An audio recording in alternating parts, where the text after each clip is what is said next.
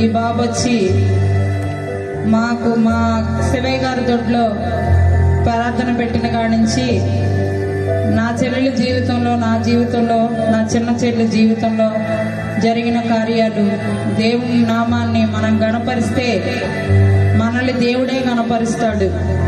ఎవ్వరు కూడా దేవుడు చేసే అద్భుతాలు మన మనసులో కాకుండా పైకి చెప్తే ఇంకా మనం చాలా కార్యాలు చూస్తాము.